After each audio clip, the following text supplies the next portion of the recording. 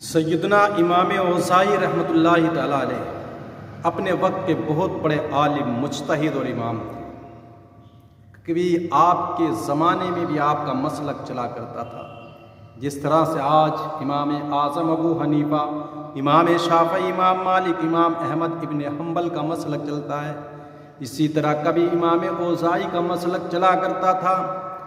لیکن جب ائمہ اربعہ کے مسالک، ان کے مسلک عروج پا گئے، لوگ اس طرف راغب ہو گئے، تو پھر آپ کے مسلک کے ماننے والے لوگ دھیرے دھیرے ختم ہوتے چلے گئے۔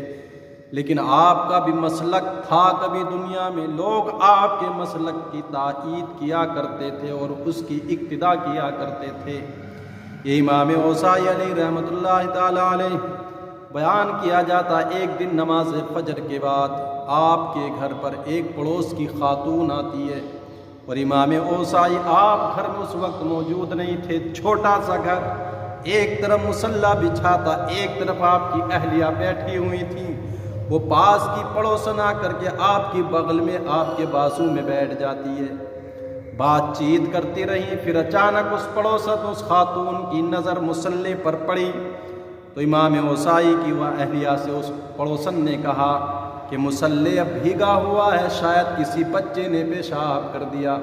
تو آپ کی اہلیہ نے کہا، یہاں ہمارے پاس بچہ کوئی ہے ہی نہیں، ہم بوڑھی بوڑھا دونوں آدمی ہی رہتے ہیں، کوئی بچہ ہمارے پاس ہے ہی نہیں۔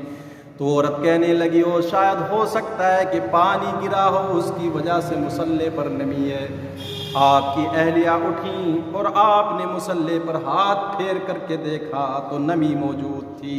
تو آپ کی اہلیہ کہنے لگی اس پڑوسن خاتون سے، اس بہن سے، کہ یہ نمی نہ تو پیشاب کی چھینٹوں کی نمی ہے اور نہ ہی یہ کسی پانی کے گرنے کی وجہ سے نمی ہے، بلکہ فرماتی ہیں میرے شوہر امام اوزائی علیہ رحمت و رضوان اللہ کے اوپر گزیدہ نیک بندے، اپنے وقت کا امام اور مجتہد ہے۔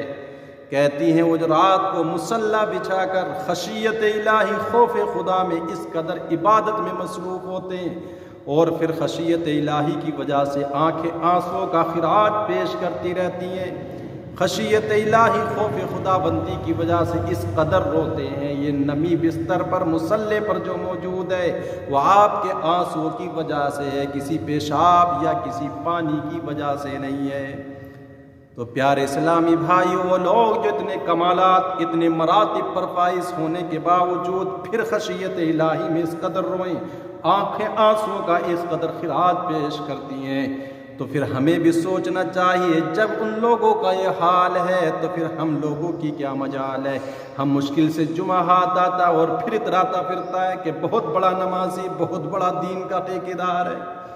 جن لوگوں کے پاس سب کچھ تھا، جن لوگوں نے دنیا میں رہ کر کے جنتیں کما لی، وہ لوگ بھی رب کے حضور اپنے آپ کو عاجزی کے ساتھ پیش کرتے رہے، اور کچھ اپنے اعمال کو پیش کرنے کے باوجود اپنے آپ کو کچھ نہ پا کر رب کی رحمت کے امیدوار بنے رہے۔ اور آج ہم نے رحمت کی باتیں چھوڑ دی، رب کی ذات پر بھروسے چھوڑ دیے، اپنے آپ ہی کو سب کچھ سمجھنے لگا ہے۔